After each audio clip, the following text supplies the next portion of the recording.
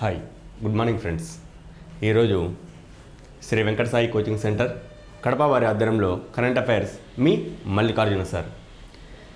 మనం గమనిస్తున్నాం ప్రతిరోజు జరిగేటువంటి జాతీయ అంతర్జాతీయ రాష్ట్ర ఆర్థిక రాజకీయ అంశాల మీద మనం పట్టు సాధించి మన భవిష్యత్తులో ఉద్యోగ సాధనలో కరెంట్ అఫైర్స్ను ఇంప్లిమెంట్ చేసుకుంటూ ఉద్యోగ లక్ష్యం వైపు అందరూ కూడా చేరుకొని మీ యొక్క లక్ష్యాన్ని చేరుకునేందుకు శ్రీ వెంకట సాయి కోచింగ్ సెంటర్ వారి ఆధ్వర్యంలో మీ ముందుకు వస్తున్నాం. నెక్స్ట్ టాపిక్లోకి వెళ్తేను, పాకిస్తాన్ ఇటీవల పరీక్షించిన అణు సామర్థ్య క్షిపణి ఏది? పాకిస్తాన్ ఇటీవల పరీక్షించిన అణు సామర్థ్య క్షిపణి ఏది? ఏదండి? అణు సామర్థ్య క్షిపణి ఏది? అణు సామర్థ్య క్షిపణి ఏదంటే కన్నా షాహిన్ 3.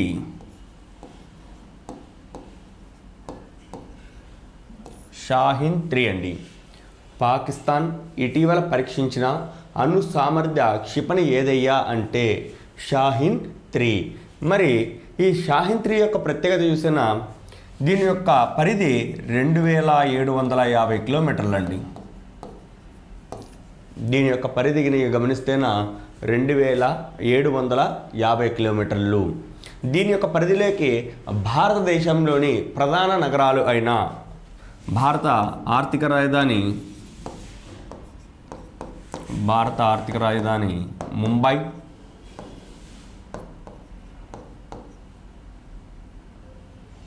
భారత రాజధాని ముంబై, దేశ రాజధాని ఢిల్లీ కూడా దీని పరిధిలోకి వస్తాయండి. పాకిస్తాన్ ఇటీవల పరీక్షించిన అణు సామర్థ్య క్షిపణి ఏదంటే షాహిన్ 3 అండి. మరి దీని యొక్క పరిధి ఎంత? 2750 కిలోమీటర్లు. దీని పరిధిలోకి మీరు బాగా గమనించినారనుకోండి,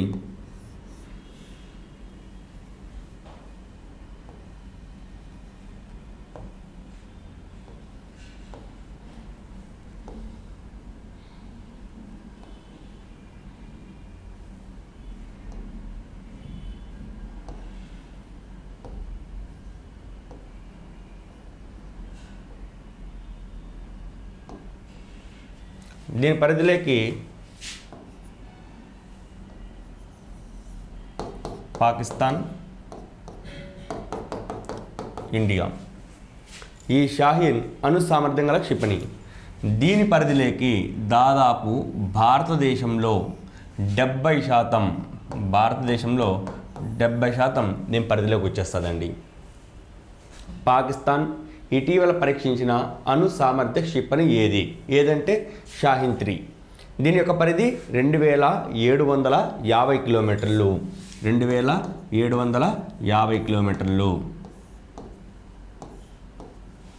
దీని పరిధిలోకి దాదాపు భారతదేశం 70% దీని యొక్క పరిధిలోకి వచ్చేస్తుంది. మరి దీంట్లో ముఖ్యమైన నగరాలు ఏమన్నాయంటే ఆర్థిక రాజధాని, భారతదేశం యొక్క ఆర్థిక రాజధాని అనేది ముంబై, దేశ రాజధాని ఢిల్లీ రెండు కూడా దీన్ని అధీనంలోకి వస్తాయండి. ఇటీవల ఇది విజయవంతంగా ప్రయోగించింది. నెక్స్ట్, మేధో సంపత్తి హక్కుల సమస్యలపై చర్చించడానికి భారత్ ఏ దేశాలతో సమావేశమైంది? మేధో సంపత్తి హక్కులపై intellectual property rights IPR intellectual property rights సమస్యలపై చర్చించడానికి భారత్ ఏ దేశాలతో సమావేశమైంది? ఏ దేశాలతో సమావేశమైందంటున్నా యూరోపియన్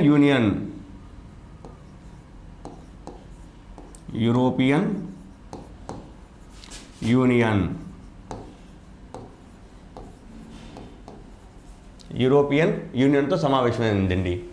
మేధో సంపత్తి హక్కులపై చర్చించడానికి, మేధో సంపత్తి హక్కులు వీటినే IPR అంటామండి. IPR అంటేనా ఇంటలెక్చువల్ ప్రాపర్టీ రైట్స్ చర్చించడానికి భారత్ ఏ దేశాలతో సమావేశమైందంటే యూరోపియన్ యూనియన్. మరి యూరోపియన్ యూనియన్ను ఎప్పుడు స్థాపించారు? 1993 నవంబర్ 1న స్థాపించారండి. 1993 నవంబర్ 1న స్థాపించారు. ఎక్కడ స్థాపించారు అంటే ఏ దేశంలో ఉందంటే నెదర్లాండ్స్లో ఉందండి. ఎక్కడ స్థాపించారంటే మాస్ట్రిచ్ట్లో స్థాపించారు. ఏ దేశంలో ఉందంటే నెదర్లాండ్లో ఉంది. దీని యొక్క ప్రధాన కార్యాలయం యూరోపియన్ యూనియన్ ప్రధాన కార్యాలయం ఎక్కడుందంటే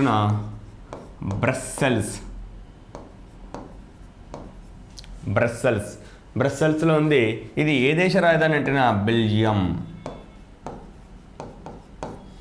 మరి యూరోపియన్ యూనియన్లో ఎన్ని దేశాలు ఉన్నాయంటే 27 దేశాలు ఉన్నాయండి. 27 దేశాలు ఉన్నాయి. మేధో సంపత్తి హక్కులు ఐపీఆర్ ఇంటెలెక్చువల్ ప్రాపర్టీ రైట్స్ సమస్యలపై చర్చించడానికి భారత్ ఏ దేశాలతో సమావేశమైంది? యూరోపియన్ యూనియన్తో సమావేశమైంది. మరి యూరోపియన్ యూనియన్లో ఎన్ని దేశాలు ఉన్నాయి? 27 దేశాలు ఉన్నాయి. దీన్ని ఎప్పుడు స్థాపించారంటే 1993 నవంబర్ 1న స్థాపించడం జరిగింది. మరి దీని యొక్క ప్రధాన కార్యాలయం ఎక్కడుందయ్యా అంటేనా ప్రధాన కార్యాలయం బ్రస్సెల్స్లో ఉందండి. బెల్జియం దేశం యొక్క రాజధాని బ్రస్సెల్స్. మరి దీన్ని ఎక్కడ స్థాపించారు మాట్లాడిన మాస్ట్రిచ్ నెదర్లాండ్ స్థాపించడం జరిగింది. నెక్స్ట్, ఏ దేశాల రక్షణ మంత్రుల సంభాషణ సందర్భంగా జలాంతర్గామి రెస్క్యూ సపోర్ట్ అండ్ కోఆపరేషన్పై ఒప్పందం జరిగింది? ఏ దేశాల రక్షణ మంత్రుల సంభాషణ డిఎండి డిఫెన్స్ మినిస్టర్స్ డైలాగ్స్ అండి. ఏ దేశాల రక్షణ మంత్రుల సంభాషణ దీన్ని డిఎండి అంటాం. డిఎండి అంటే డిఫెన్స్ మినిస్టర్స్ డైలాగ్. ఇది డిఫెన్స్ మినిస్టర్ డైలాగ్ సందర్భంగా జలాంతర్గామి రెస్క్యూ సపోర్ట్ అండ్ కోఆపరేషన్ పై ఒప్పందం జరిగిందంటే మన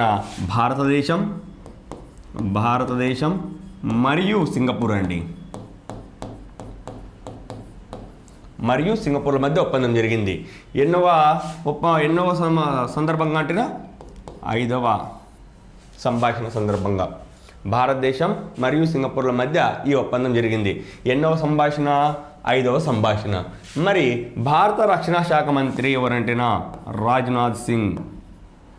భారత రక్షణ శాఖ మంత్రి ఎవరంటే రాజ్నాథ్ సింగ్.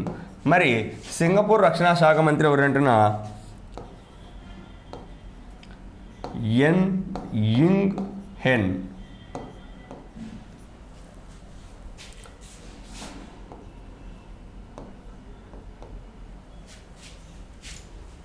ఏ దేశాల రక్షణ మంత్రుల సంభాషణ డిఎండి అంటేనా డిఫెన్స్ మినిస్టర్స్ డైలాగ్ సందర్భంగా జలాంతర్గామి rescue support and cooperation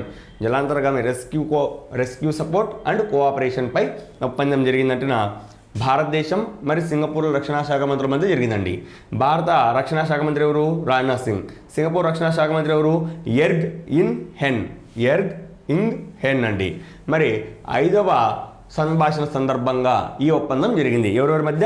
Bharat మరియు సింగపూర్ మధ్య. ఏ ఒప్పందం? జలాంతర్గామి rescue support and cooperation. Next, Biden ఎన్ని ఓట్ల తేడాతో గెలుపొందారు?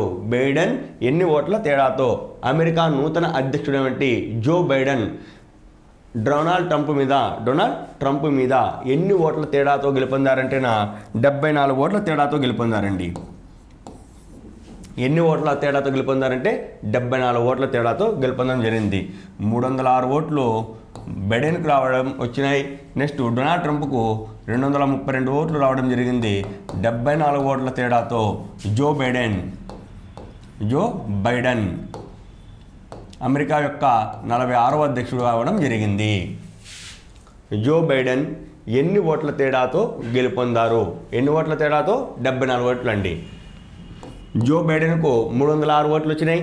డొనాల్డ్ ట్రంప్కు 236 ఓట్ల తేడా రావడం వలన 232 ఓట్లు రావడం వలన మొత్తం 74 ఓట్ల తేడాతో జో బైడెన్ అమెరికా 46వ అధ్యక్షుడు అయినాడు. మరి జో బైడెన్ను అమెరికా అధ్యక్షుడిగా ప్రమాణ స్వీకారం చేయించేవారు. అమెరికా అధ్యక్షుడిగా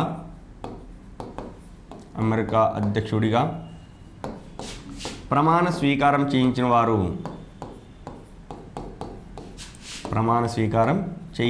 వారు ఎవరు చేయించారంటేనా జాన్ రాబర్ట్ ఈయన అమెరికా సుప్రీంకోర్టు ప్రధాన న్యాయమూర్తి అండి. అమెరికా సుప్రీంకోర్టు ప్రధాన న్యాయమూర్తి.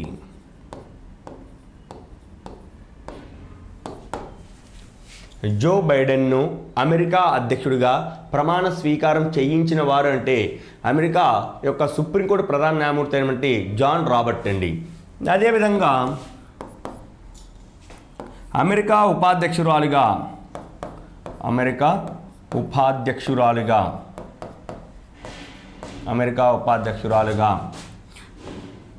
కమలా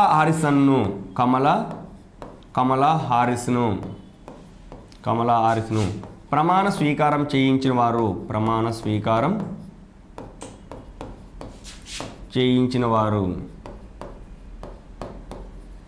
ఎవరు ప్రమాణ స్వీకారం చేయించారంటేనా సోనియా సోటో మేయర్. మీరెవరంటేనా అమెరికా సుప్రీంకోర్టు న్యాయమూర్తి అండి.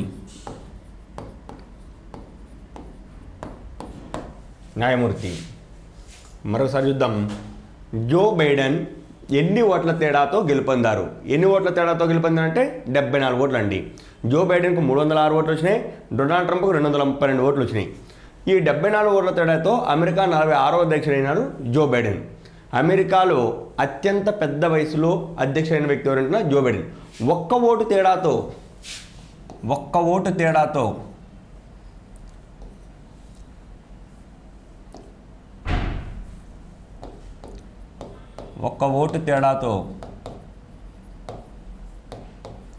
అమెరికా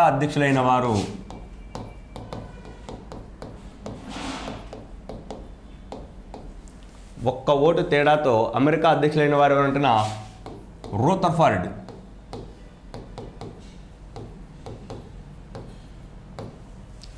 అండి. ఈయన 74 ఓట్ల తేడాతో అమెరికా అధ్యక్షుడైతే కేవలం ఒకే ఒక్క ఓటుతో అమెరికా అధ్యక్షులైన వారు ఎవరంటున్నా రూథర్ఫర్డ్.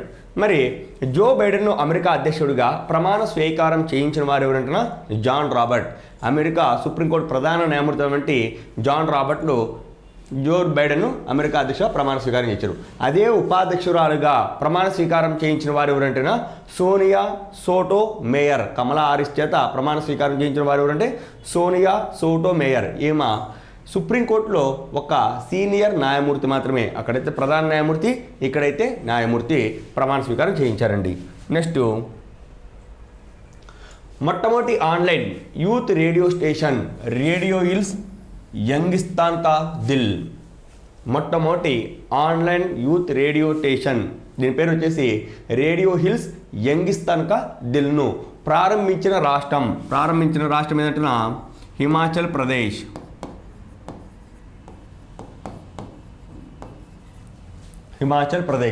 మొట్టమొదటి ఆన్లైన్ యూత్ రేడియో స్టేషన్ అయినటువంటి రేడియో హిల్స్ యంగిస్తాన్ కా దిల్ను ప్రారంభించినటువంటి రాష్ట్రం ఏదంటేనా హిమాచల్ ప్రదేశ్ అండి.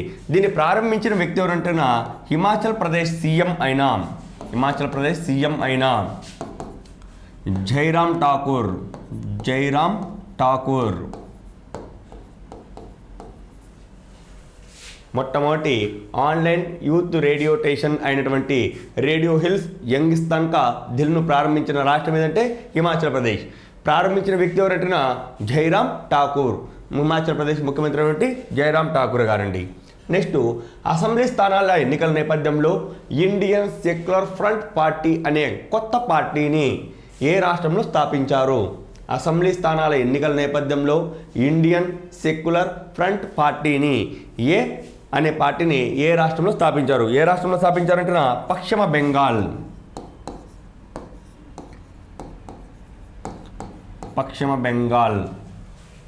అసెంబ్లీ ఎన్నికల నేపథ్యంలో ఇండియన్ సెక్యులర్ ఫ్రంట్ పార్టీ అనే కొత్త పార్టీని ఏ రాష్ట్రంలో స్థాపించారంటేనా పశ్చిమ బెంగాల్.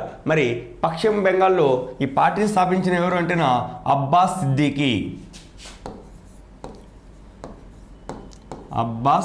సిద్దికీ ఈయన స్థాపించారండి. ఈయనకు పశ్చిమ బెంగాల్లో ముస్లింలందు పట్టున్నటువంటి ఒక ముస్లిం మత గురువు. ఈయన వచ్చేసి భారతదేశంలో అత్యంత స్వచ్ఛమైన సెక్యులర్ పార్టీ మా పార్టీనే అని ఇండియన్ సెక్యులర్ ఫ్రంట్ పార్టీని పశ్చిమ బెంగాల్లో స్థాపించారు అబ్బాస్ సిద్దికీ. నెక్స్ట్, ఇటీవల దేశంలో గూగుల్ క్లౌడ్ పార్ట్నర్స్ స్పెషలైజేషన్, ఇటీవల దేశంలో గూగుల్ క్లౌడ్ పార్ట్నర్ స్పెషలైజేషన్ గుర్తింపు పొందిన ఐటీ ఆధారిత సంస్థ ఏదంటే ఇన్ఫోసిస్.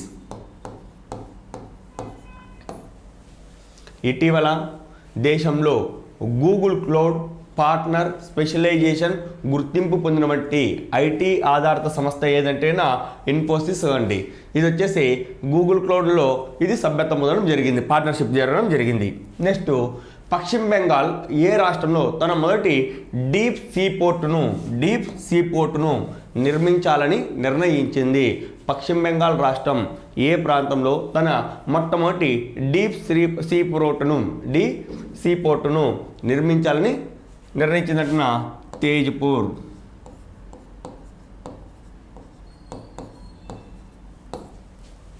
పశ్చిమ బెంగాల్ ఏ ప్రాంతంలో తన యొక్క మొట్టమొదటి డీప్ సీ పోర్టును నిర్మించాలని నిర్ణయించిందంటే తేజ్పూర్లో నిర్మించాలని నిర్ణయం తీసుకోవడం జరిగిందండి. నెక్స్ట్, డిజిటల్ ఇండియా సమ్మిట్ను ఎవరు ప్రారంభించారు? ఎవరు ప్రారంభించారంటున్నా Shri Ravishankar.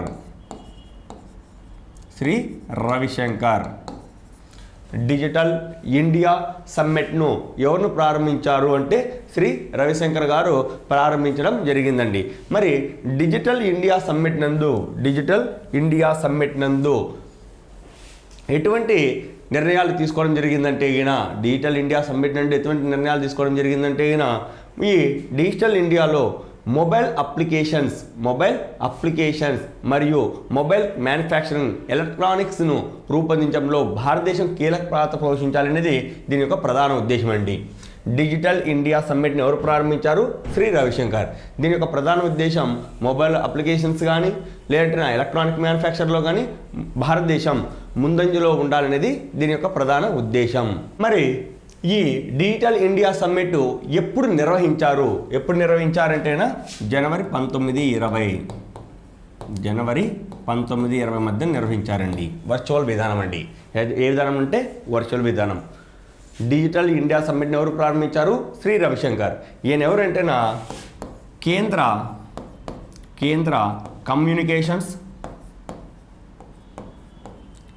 Communications information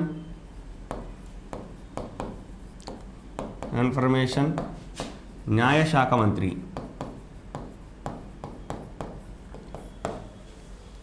digital India సమ్మిట్ని ఎవరు ప్రారంభించారు? శ్రీ రవిశంకర్. ఎప్పుడు ప్రారంభించారు? జనవరి 19 మరియు 20న ఈ సదస్సు జరిగిందండి.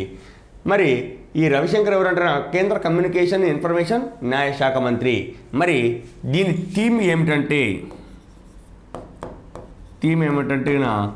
Make the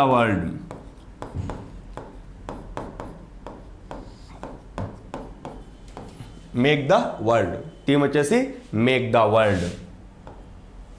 next, India innovation index 2020 ఫలితాల నందు ఏపీ స్థానం ఎంత? ఇండియా ఇన్నోవేషన్ ఇండెక్స్ 2020 ఫలితాల నందు ఏపీ స్థానం ఎంత అంటేనా 7వ స్థానం అండి. ఏపీ స్థానం 7. ఇండియా ఇన్నోవేషన్ ఇండెక్స్ 2020 నందు ఏపీ స్థానం ఎంత అంటేనా 7వ స్థానం. మరి ఇండియా ఇన్నోవేషన్ ఇండెక్స్ 2020 ఫలితాలను ప్రకటించిన వారు ఎవరంటేనా వైస్ చైర్మన్ అయిన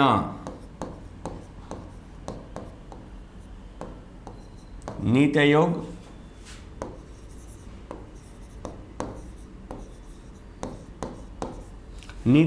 వైస్ చైర్మన్ అయిన రాజీవ్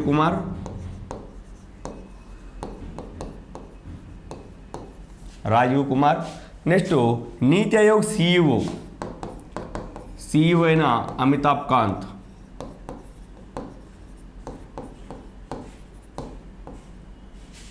అమితాబ్ కాంత్లో ఈ ఇన్నోవేషన్ ఇండియా 2020 ఫలితాలను విడుదల చేశారండి.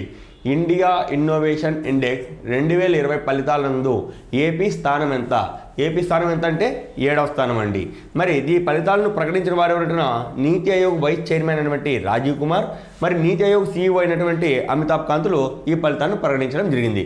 మరి ఈ ఇండెక్స్లో మొదటి స్థానంలో ఉన్న వారు ఎవరంటున్నా మొదటి స్థానంలో వచ్చేసి కర్ణాటక, రెండవ స్థానంలో తమిళనాడు, మూడవ స్థానంలో వచ్చేసి మహారాష్ట్ర, నాలుగవ స్థానం వచ్చేసి మరొక తెలుగు రాష్ట్రమైనటువంటి తెలంగాణ, ఐదవ స్థానంలో వచ్చేసి హర్యానా. కర్ణాటక, తమిళనాడు, మహారాష్ట్ర, తెలంగాణ, హర్యానా మొదటి 5 స్థానాలు ఉంటే మన ఆంధ్రప్రదేశ్ వచ్చేసి 7వ స్థానంలో ఉందండి. ప్రకటించిన వారు వచ్చేసి వైస్ చైర్మన్ అయినటువంటి రాజీవ్ కుమార్, నీతి ఆయోగ్ సీఈఓ అంటే అమితాబ్ కాంత్లు ఈ ఇండియా ఇన్నోవేషన్ 2020 ఫలితాలను విడుదల చేయడం జరిగింది. నెక్స్ట్, ఎయిరో ఇండియా 2021 ప్రదర్శన ఎక్కడ జరుగును? ఎయిరో ఇండియా 2021 ప్రదర్శన ఎక్కడ జరుగును అంటే బెంగళూరు. ఎప్పుడు జరుగుతుందంటే ఫిబ్రవరి 3 నుంచి 5 వరకు జరుగుతుందండి. ఎయిరో ఇండియా 2021 ప్రదర్శన ఎక్కడ జరుగును అంటే బెంగళూరు. ఎప్పుడు జరుగుతుంది? ఫిబ్రవరి 3 నుంచి 5 వరకు జరుగుతుందండి. ఇక్కడ అనేక రకాలంటే వాయు రవాణా వాహనాలు అంటే విమానాలు కానీ, లేదంటే హెలికాప్టర్లు కానీ, లేదంటే డ్రోన్లు కానీ, ఇటువంటి అన్నీ కూడా ఈ ప్రదర్శనలో జరుగుతుంటాయి. ఎయిరో ఇండియా 2021 ప్రదర్శన ఎక్కడ జరుగుతుందంటే బెంగళూరు. ఎప్పుడు జరుగుతుంది? ఫిబ్రవరి 3 నుంచి 5 వరకు జరుగుతుందండి. నెక్స్ట్, దేశవ్యాప్తంగా ఎన్ని ఆర్ఆర్బీలు ఉన్నాయి? దేశవ్యాప్తంగా ఎన్ని ఆర్ఆర్బీలు ఉన్నాయి? ఆర్ఆర్బీ అంటేనా రీజనల్ రూరల్ బ్యాంకులు అండి. రీజనల్ రూరల్ బ్యాంక్స్, ప్రాంతీయ గ్రామీణ బ్యాంకులు అని పిలుస్తామండి వీటిని. దేశవ్యాప్తంగా ఎన్ని ఆర్ఆర్బీలు ఉన్నాయి అంటే 43 ఉన్నాయండి. ఎన్ని ఉన్నాయంటే 43 ఉన్నాయి. మరి ఆర్ఆర్బీ అంటే రీజనల్ రూరల్ బ్యాంక్, ప్రాంతీయ గ్రామీణ బ్యాంకు. ఉదాహరణకు మనం చూస్తుంటాం ఆంధ్రప్రదేశ్ గ్రామీణ బ్యాంకు, లేదంటే గోదావరి గ్రామీణ బ్యాంకు, సప్తగిరి గ్రామీణ బ్యాంకు. ఈ విధంగా గ్రామీణ బ్యాంకులు లేదంటే ప్రాంతీయ బ్యాంకులు, వీటిని వచ్చేసి ప్రాంతీయ బ్యాంకులు అని పిలుస్తుంటామండి. ప్రాంతీయ గ్రామీణ బ్యాంకులు అని పిలుస్తాం. ఎన్ని ఉన్నాయంటే 43 ఉన్నాయి. బ్యాంకులు 43 ఉంటే వాటి యొక్క శాఖలు 21,871 ఉన్నాయండి దేశవ్యాప్తంగా ఎన్ని ఆర్ఆర్బీలు ఉన్నాయంటే 43 ఉన్నాయి. ఆర్ఆర్బీ అంటే ఏంది? రీజనల్ రూరల్ బ్యాంక్ అంటే ప్రాంతీయ గ్రామీణ బ్యాంకు. బ్యాంకులు వచ్చేసి 43 ఉంటే వాటి యొక్క శాఖలు మొత్తం 21,871 ఉన్నాయండి. ఈ బ్యాంకులను అన్ని కలిపి నాబార్డ్ అనేటువంటి ఒక national agriculture rural development bank కిందకి తీసుకురావాల్సిందిగా కేంద్ర బడ్జెట్లో రూపొందించడానికి అవకాశాలు ఉన్నాయి. ఇప్పుడు నెక్స్ట్, గడప వద్దకే నాణ్యమైన బియ్యం పథకంను ఆంధ్రప్రదేశ్ ప్రభుత్వం రాష్ట్ర వ్యాప్తంగా ఏ రోజు నుంచి అమల్లోకి తీసుకురానుంది? గడప వద్దకే నాణ్యమైన బియ్యం పథకంను ఆంధ్రప్రదేశ్ ప్రభుత్వం ఏ రోజు నుంచి రాష్ట్ర వ్యాప్తంగా అమల్లోనికి తీసుకురానుంది? ఎప్పటి నుంచి అండి? ఫిబ్రవరి 1, 2021. నెక్స్ట్ మంత్ 1వ తేదీ నుంచి, రేపు నెల 1వ తేదీ నుంచి ప్రతి ఇంటికి రేషన్ బియ్యము ఇంటికాడికే తెచ్చివ్వడం జరుగుతుంది. గడప వద్దకే నాణ్యమైన బియ్యం పథకంను ఆంధ్రప్రదేశ్ ప్రభుత్వం రాష్ట్ర వ్యాప్తంగా ఎప్పటి నుంచి అమల్లోకి తీసుకురాదంటే ఫిబ్రవరి 1వ తేదీ నుంచి అమల్లోకి తీసుకురాలింది. దీనికోసం వచ్చేసి ఆంధ్రప్రదేశ్ ప్రభుత్వం 9,260 వాహనాలను సిద్ధం చేసిందండి. 9,260 వాహనాలను మనకు రైస్ తీసుకొని ఇంటి దగ్గరికే తీసుకొని వచ్చేదానికి ఆంధ్రప్రదేశ్ ప్రభుత్వం వచ్చేసి 9,260 వాహనాలను ఏర్పాటు చేయడం జరిగింది. దీంట్లో వచ్చేసి నాన్ ట్యాంపరింగ్ బ్యాగ్, రైస్ వచ్చేసి నాన్ ట్యాంపరింగ్ బ్యాగ్లో ఉంటాయి. దీనికి GPS అనుసంధానం చేయడం వలన ఎక్కడా కూడా పేదల బియ్యం పక్కదారి పట్టకుండా ఉండేదానికి అవకాశాలు ఉన్నాయి. దీనికోసం ప్రభుత్వం వచ్చేసి 830 కోట్లు ఖర్చు పెడుతున్నదండి అదనంగా. నెక్స్ట్, ఎల్ఐసి మేనేజింగ్ డైరెక్టర్గా నియమితులైనది ఎవరు? ఎల్ఐసి మేనేజింగ్ డైరెక్టర్గా నియమితులైనది ఎవరు? సిద్ధార్థ మెహంతి.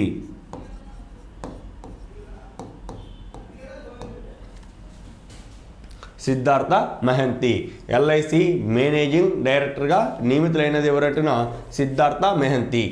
మరి ఈ ఎల్ఐసి ఏ విధంగా ఉపయోగపడుతున్నట్టున దేశంలోని ప్రజల నుంచి వివిధ పథకాల రూపంలో, వివిధ బ్యాంకు పథకాల రూపంలో మనం చూస్తుంటాం. జీవన్ రక్ష, జీవన్ సురక్ష, లేదంటే సుకన్య సురక్ష, ఇట్లాంటి వివిధ రకాలైన పాలసీల ద్వారా ప్రజల నుంచి డబ్బులను సేకరించి, పొదుపు రూపంలో సేకరించి ఆ డబ్బులను వివిధ సంస్థల్లో పెట్టుబడులు పెట్టి దేశ అభివృద్ధికి కారణమవుతుందండి. ఎల్ఐసి లైఫ్ ఇన్సూరెన్స్ కార్పొరేషన్ సంస్థ మేనేజింగ్ డైరెక్టర్గా ఎవరు నియమితులయ్యారయ్యా అంటే సిద్ధార్థ మెహంతి. ఎల్ఐసి ఏం చేస్తుంటున్నా వివిధ రకాలైనటువంటి పాలసీలను ప్రకటించి దేశ ప్రజల నుంచి ఇక్కడ పాలసీల రూపంలో, పొదుపు రూపంలో డబ్బులను సేకరించి ఆ పొదుపు డబ్బులను వివిధ సంస్థల్లో పెట్టుబడిగా పెడుతూ దేశ ఆర్థిక అభివృద్ధికి ఇది చాలా తోడ్పడనిస్తూ ఉంది.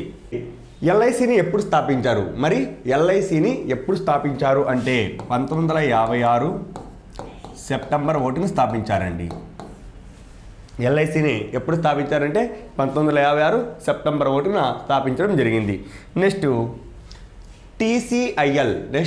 టీసీఐఎల్ మేనేజింగ్ డైరెక్టర్గా నియమితులైనది ఎవరు? నెక్స్ట్ టీసీఐఎల్ మేనేజింగ్ డైరెక్టర్గా నియమితులైనది ఎవరంటేనా Sanjeev Kumar.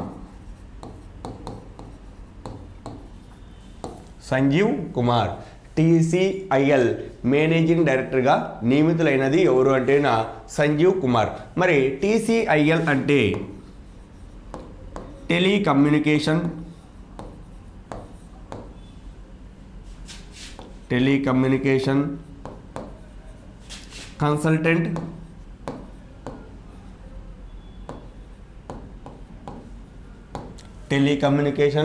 Consultant India limited.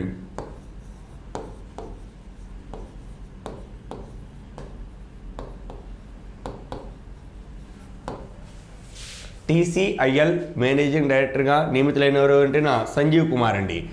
మరి టీసీఐఎల్ అంటే telecommunication consultant India limited. Next ప్రపంచంలో తన మొదటి క్వాంటమ్ కంప్యూటరింగ్ అప్లికేషన్స్ ల్యాబ్ను భారత్లో స్థాపించడానికి ఎలక్ట్రానిక్స్ ఇన్ఫర్మేషన్ టెక్నాలజీ మంత్రిత్వ శాఖతో ఒప్పందం చేసుకున్న సంస్థ ఏది? ప్రపంచంలో తన మొదటి క్వాంటమ్ కంప్యూటింగ్ అప్లికేషన్ ల్యాబ్ను భారత్లో స్థాపించడానికి ఎలక్ట్రానిక్ ఇన్ఫర్మేషన్ టెక్నాలజీ మంత్రిత్వ శాఖతో ఒప్పందం చేసుకున్న సంస్థ ఏదంటే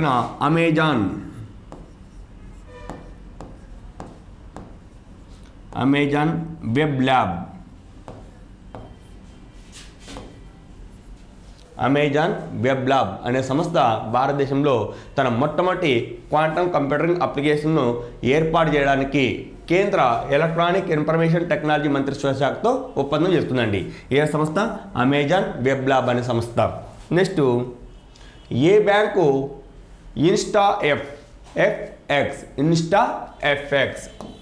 ఇన్స్టా ఎఫ్ఎక్స్ అనే మొబైల్ అనువర్తనాన్ని రూపొందించింది? ఏ బ్యాంకు ఇన్స్టా ఎఫ్ఎక్స్ అనే మొబైల్ అనువర్తనాన్ని రూపొందించినట్టున ఐసిఐసిఐ బ్యాంక్. మనం చూస్తున్నాం ఫారిన్ క్రెడిట్ కార్డులు కానీ లేదంటే ఫారిన్ మనీని ఎక్స్చేంజ్ రూపంలో మార్చుకునేదానికి ఈ ఇన్స్టా ఎఫ్ఎక్స్ అనేటువంటి మొబైల్ అనువర్తనం తెలుస్తుందండి. ఏ రోజు కరెన్సీ రేట్ ఎంత ఉంది, దాన్ని ఏ విధంగా మార్చుకోవాలి, దానికి సంబంధించినటువంటి రూల్స్ అండ్ రెగ్యులేషన్స్ అన్నీ కూడా ఇందులో మనం తెలుసుకుంటూ ఉంటాం. ఏ బ్యాంక్ ప్రారంభించింది? ICICI bank. మరి ఐసిఐసిఐ అంటే ఏంటంటే industrial credit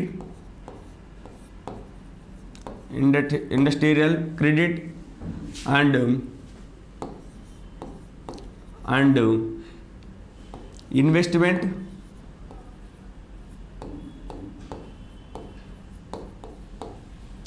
investment corporation of India investment corporation of India.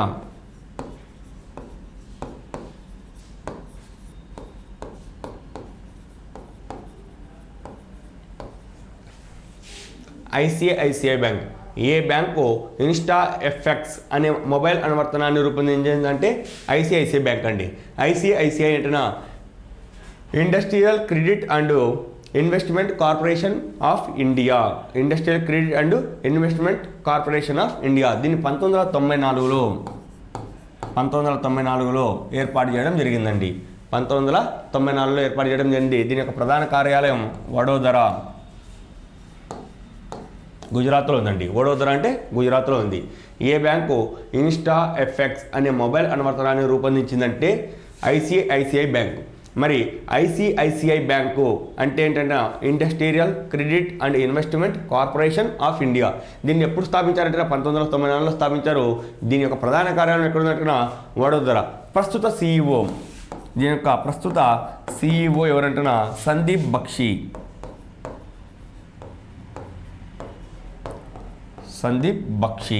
దీని యొక్క ప్రస్తుత సిఇఓ, ఐసిఐసిఐ బ్యాంకు ప్రస్తుత సిఇఓ ఎవరంటే సందీప్ బక్షి అండి. నెక్స్ట్, మైనార్టీ వ్యవహారాల మంత్రిత్వ శాఖ జనవరి 22 నుంచి ఫిబ్రవరి 4 వరకు ఎక్కడ హునర్ హాత్ కార్యక్రమాన్ని నిర్వహించనుంది.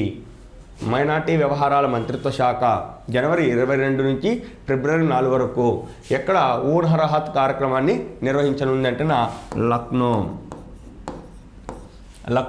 హునర్ హాత్ అంటే ఇక్కడ ఈ కార్యక్రమంలో ఏం చేస్తారంటే ఆత్మనిర్భర భారత్లో భాగంగా ఇక్కడ అల్లికలు మరియు కుటీర పరిశ్రమలు, చేతి వృత్తుల యొక్క ఇక్కడ వస్తువుల అమ్మకం మరియు కొనుగోలు జరుగుతూ ఉంటాయండి. ఈ కార్యక్రమంలో మైనార్టీ వ్యవహారాల మంత్రిత్వ శాఖ జనవరి 22 నుంచి ఫిబ్రవరి 4 వరకు హునర్ హాత్ కార్యక్రమాన్ని ఎక్కడ నిర్వహించనుంది. ఎక్కడంటే లక్నో. ఎప్పుడు? జనవరి 22 నుంచి ఫిబ్రవరి 4 వరకు.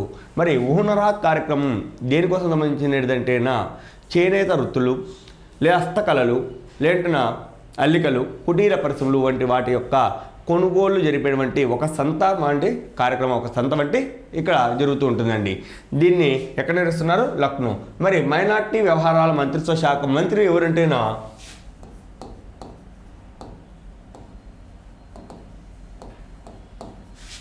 ముస్తాక్ అబ్బాస్ నఖ్వీ.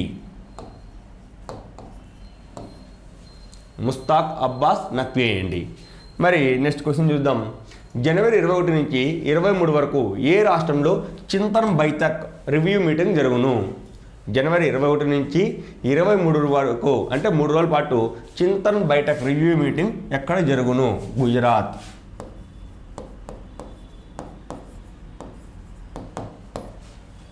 జనవరి 21 నుంచి 23 వరకు ఏ రాష్ట్రంలో చింతన్ బైఠక్ అనేటువంటి కార్యక్రమం జరుగును అంటేనా ఇది ఒక రివ్యూ మీటింగ్ అండి. దేశంలోని ఓడరేవుల యొక్క పరిరక్షణ మరియు విదేశాలతో వ్యాపారం జరిపేందుకు జరిపేంటి ఇది ఒక review meeting. Chintan Baithak review meeting అంటేనా ఓడరేవుల మీద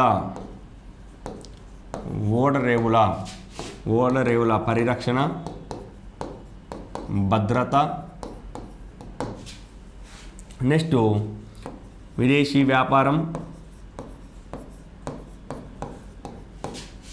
ఓడరేవుల అభివృద్ధి.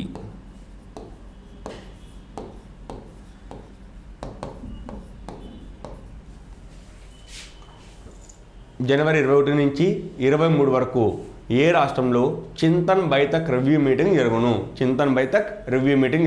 ఎక్కడ జరుగుతుంది? గుజరాత్. మరి చింతన్ బైఠక్ రివ్యూ మీటింగ్ దేనికి సంబంధించిందంటే దేశంలో ఉన్నటువంటి ఓడరేవుల పరిరక్షణ, భద్రత, విదేశీ వ్యాపారం, ఓడరేవులను ఏ విధంగా అభివృద్ధి చేసుకోవాలి అనే దాని మీద జరిగినటువంటి మీటింగే ఈ చింతన్ బైఠక్ రివ్యూ మీటింగ్. ఎక్కడ జరుగుతుంది?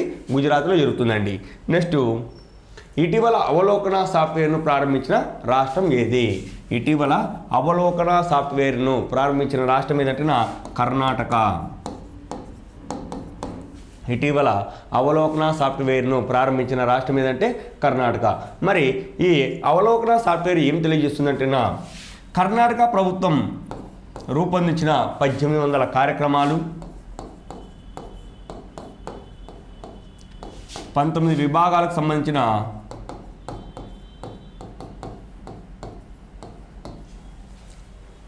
కర్ణాటక ప్రభుత్వం రూపొందించిన 1800 కార్యక్రమాలు మరియు 39 విభాగాల సమాచారం మొత్తం కూడా ఈ అవలోకన సాఫ్ట్వేర్లో ఉంటుందండి. దీనివలన వివిధ కార్యక్రమాలపై ఎంత వ్యయం జరుగుతున్నది, ప్రజలకు ఏ విధంగా అందుబాటులోకి వస్తున్నది అనేది దీంట్లో మనం తెలుసుకోవచ్చు.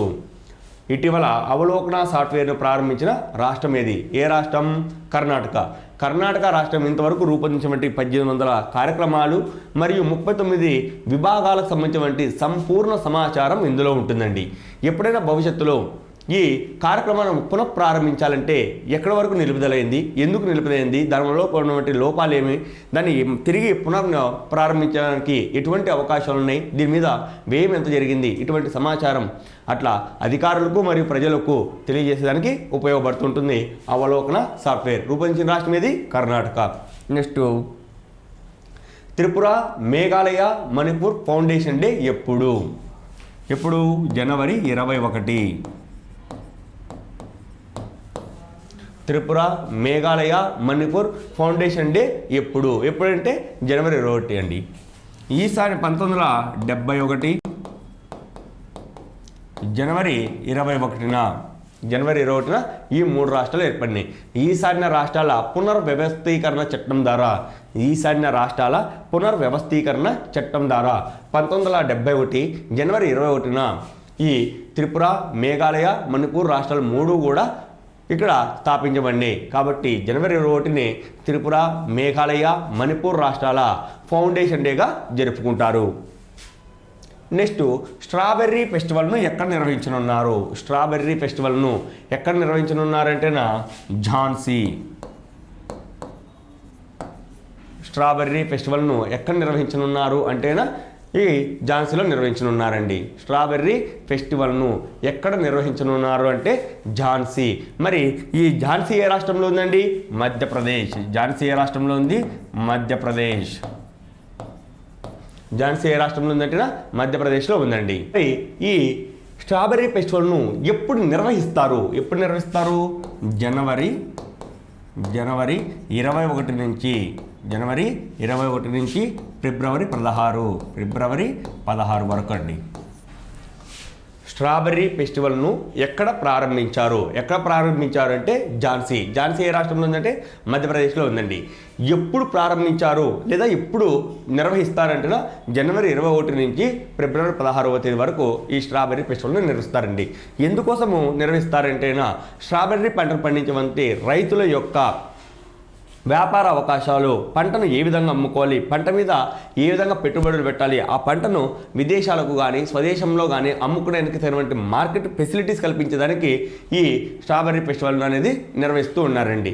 ఎప్పుడు జనవరి 21 నుంచి ఫిబ్రవరి 16 వరకు. ఎక్కడ? ఝాన్సీలో. నెక్స్ట్, వినియోగదారులను ఆన్లైన్ మోసాల నుండి రక్షించేందుకు ఏ చెల్లింపు బ్యాంకు సేఫ్వే అనే విధానాన్ని ప్రారంభించింది? వినియోగదారులను ఆన్లైన్ మోసాల నుంచి రక్షించేందుకు ఏ చెల్లింపు బ్యాంకు సేఫ్వే అనే విధానాన్ని ప్రారంభించింది? ఏ bank అంటేనా Airtel payment bank.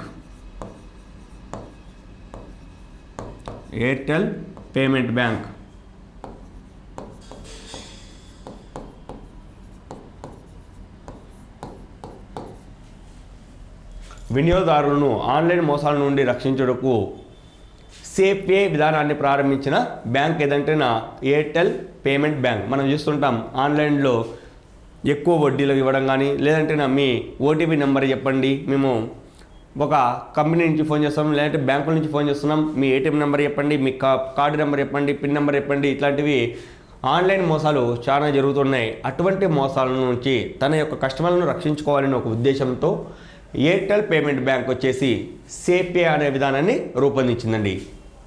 Next, RBI ఎన్ని బ్యాంకులను డొమెస్టిక్ సిస్టమాటికలీ ఇంపార్టెంట్ బ్యాంకులుగా గుర్తించింది? RBI reserve bank of India ఎన్ని బ్యాంకులను ఎన్ని బ్యాంకులను డొమెస్టిక్ సిస్టమాటికలీ ఇంపార్టెంట్ బ్యాంకులుగా గుర్తించింది? ఎన్ని బ్యాంకులు గుర్తించిందంటే 3 బ్యాంకులు అండి. ఎన్ని బ్యాంకులను గుర్తించిందంటే 3 బ్యాంకులను గుర్తించింది. మరి ఆ బ్యాంకులు ఏవేవయ్యా అంటే ఆ బ్యాంకులు ఏవేవంటున్నా 1 SBI, 2 HDFC, 3 ICICI. RBI ఎన్ని బ్యాంకులను డొమెస్టిక్ సిస్టమేటికలీ ఇంపార్టెంట్ బ్యాంకులుగా గుర్తించింది అంటే 3 బ్యాంకులండి. అవి ఏవే బ్యాంకులు అంటేనా SBI state bank of India, HDFC house development financial corporation, next ICICI bank industrial credit and investment corporation of India bank అండి. ఈ 3 బ్యాంకులను డొమెస్టిక్ సిస్టమేటికలీ ఇంపార్టెంట్ బ్యాంకులుగా RBI గుర్తించింది. మరి ఈ బ్యాంకుల యొక్క ప్రత్యేకత ఏమిటంటే భారతదేశంలో అతిపెద్ద బ్యాంకులు అండి ఇవి 3. భారతదేశంలో వాణిజ్యపరంగా అతిపెద్ద బ్యాంకులు ఈ 3 తమ యొక్క వ్యాపార లావాదేవీలు జరపడంలో తమ యొక్క నికర ఆస్తులను చాలా ఎక్కువ శాతంలో కలిగి ఉన్నాయి. తమ యొక్క వ్యాపార లావాదేవీలతో పాటు తమ యొక్క నికర నిర్ధారక ఆస్తులు చాలా పెద్ద మొత్తంలో కలిగి ఉండడం వలన RBI వచ్చేసి డొమెస్టిక్ సిస్టమేటికలీ ఇంపార్టెంట్ బ్యాంకుగా ఈ 3 వాటిని గుర్తించింది. మరి ఈ 3 బ్యాంకుల యొక్క CEOలు చైర్మన్లు పరిశీలిస్తే SBI చైర్మన్ ఎవరయ్యా అంటే దినేష్ కుమార్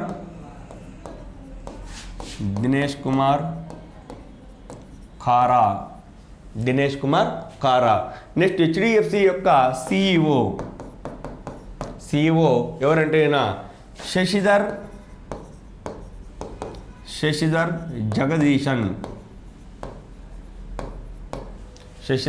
జగదీశన్. మరి ICICI బ్యాంక్ యొక్క CEO ఎవరంటేనా సందీప్ బక్షి.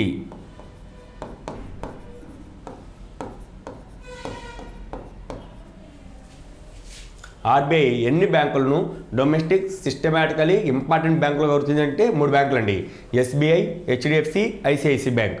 ఈ 3 బ్యాంకులను సిస్టమేటికలీ ఇంపార్టెంట్ బ్యాంకులుగా ఎందుకు గుర్తించినారంటే ఈ 3 బ్యాంకులు వాణిజ్యపరంగా భారతదేశంలో అతిపెద్ద బ్యాంకులు కావడంతో పాటు వీటి యొక్క నికర నిర్ధారక ఆస్తులు చాలా పెద్ద మొత్తంలో కలిగి ఉన్నాయి. అందువలన వీటిని వచ్చేసి డొమెస్టిక్ సిస్టమేటికలీ ఇంపార్టెంట్ బ్యాంకులుగా RBI గుర్తించింది. ఈరోజుతో కరెంట్ అఫైర్స్ ముగిద్దాం.